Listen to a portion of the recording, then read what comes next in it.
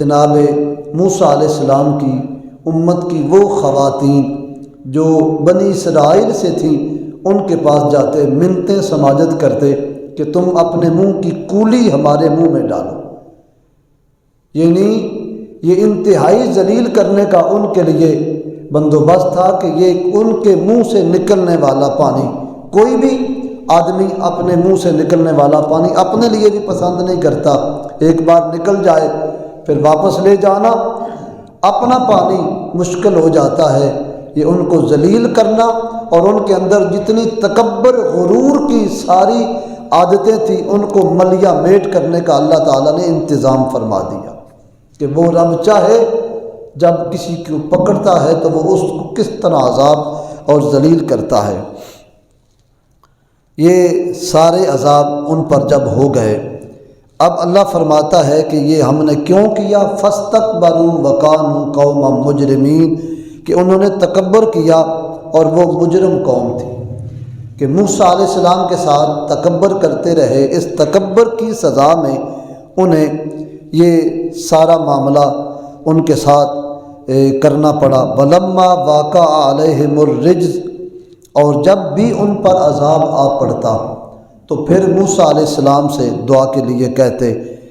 حضرت موسیٰ علیہ السلام پھر دعا کرتے اور آ کے کہتے لَإِن كَشَفْتَ عَنَّا الرِّجْزَ، اے موسیٰ علیہ السلام اللہ تعالیٰ نے آپ کو اپنی بارگاہ کا قرب دیا ہے اور ہم یہ مان گئے ہیں کہ نبی کا وسیلہ اللہ کی بارگاہ میں کام آ جاتا ہے۔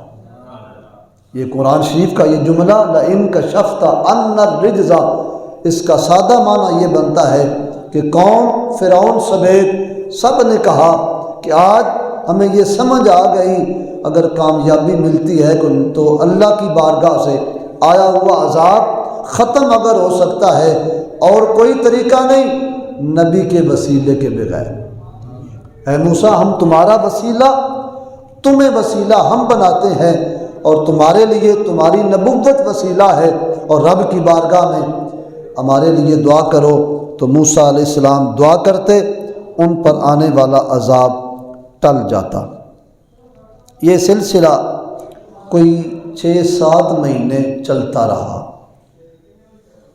ایک ہفتہ عذاب آتا، پھر 1 مہینہ خیر و عافیت سے گزرتا، پھر 1 ہفتہ عذاب آتا، یہ اس طرح 5 عذاب اور اوپر 5 ہفتے، یہ کوئی 6 مہینے سے اوپر کا پیریڈ ہے، یہ ان پر اس طرح عذاب آتا رہا۔ اب جب ان پر عذاب آ چکا تو اب یہ آخری عذاب خون کا عذاب تھا۔ اس کے بعد پھر انہوں نے موسیٰ علیہ السلام سے معافی مانگی تو قرآن شریف بتاتا ہے فَلَمَّا كَشَفْنَا عَنْهُمُ الرِّجْزَ إِلَىٰ أَجَلٍ هُمْ بَالِغُوهُ إِذَا هُمْ يَنْكُثُونَ، پھر ہم نے ان سے عذاب موسیٰ علیہ السلام کی دعا کی برکت سے اٹھا لیا۔ کب تک؟ جب تک اللہ تعالیٰ کو منظور تھا۔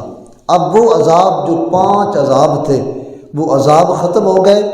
اب یہ فَانْتَقَمْنَا مِنْهُمْ فَأَغْرَقْنَاهُمْ فِي الْيَمِّ، اب ایک آخری عذاب ان کے لیے جو آنے والا تھا، اس عذاب نے ان کو ہمیشہ کے لیے صفحہ ہستی سے مٹا دیا۔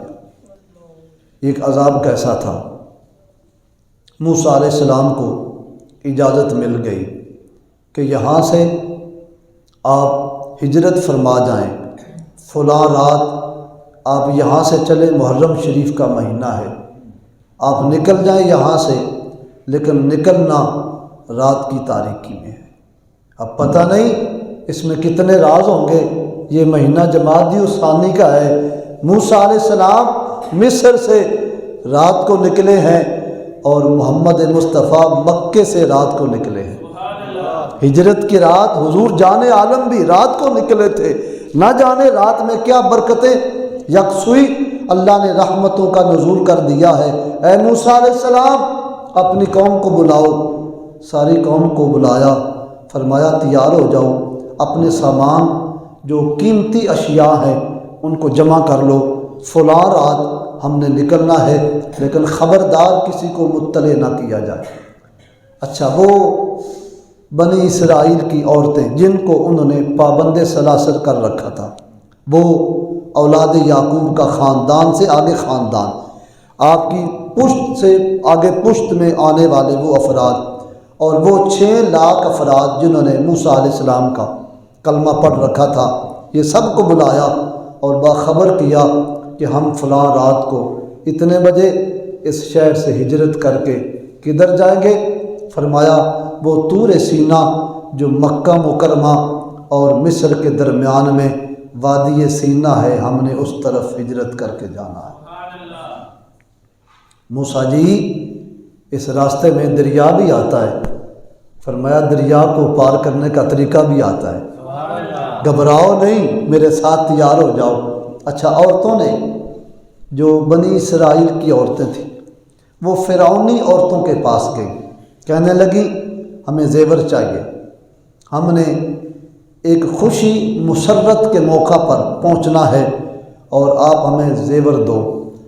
صاحب روح البیان کہتے ہیں ان کے گھروں میں جتنا زیور تھا وہ سارے کا سارا فرعون کی عورتوں نے ان بنی اسرائیل کی عورتوں کو عاریتاً دے دیا۔ پچھلے زمانے میں تھوڑا سا 50 سال پیچھے جائیں تو جب زیور کم ہوتا تھا تو عورتیں شادی بیاہ پہ جانے کے لیے دوسرے ہمسایوں سے زیور کپڑے مانگ لیا کرتی تھی۔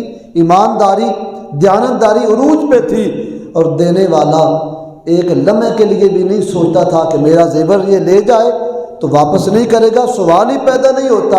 لینے والے کو خود ڈر ہوتا کہ میں نے زیور لیا ہے اور میں نے واپس کرنا ہے، کہیں اس کا گم نہ ہو جائے۔ اپنی چیز کی حفاظت بندے کم کرتے، مانگی ہوئی چیز کی حفاظت زیادہ کی جاتی۔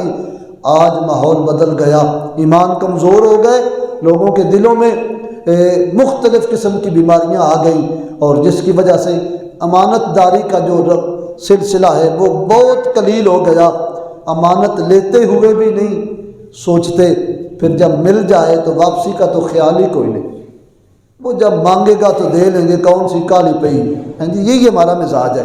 اللہ اکبر، عورتوں نے فرعونی عورتوں سے زیور مانگا، انہوں نے سارے کا سارا دے دیا۔ انہوں نے کہا کہ ہم نے خوشی عید کے موقع پر ایک پرمسرت ہماری تقریب سعید ہے، ہم نے وہاں پہنچنا ہے، ہمیں دے دو۔ انہوں نے سارا دے دیا، یہ زیور پہن کے تیار ہو گئی۔ اب رات موسیٰ علیہ السلام نے ارشاد فرمایا، محرم شریف کا یہ مہینہ ہے اور یہ 10ویں محرم کے قریب یہ سارا پروگرام ہو رہا ہے۔ موسیٰ علیہ السلام نے ان کو حکم دیا آ جاؤ۔ یہ رات کو تاریکی جب چھا گئی تو رات کو نکل پڑے بحر کلزم کی طرف، اور طور سینا ان کی منزل تھی۔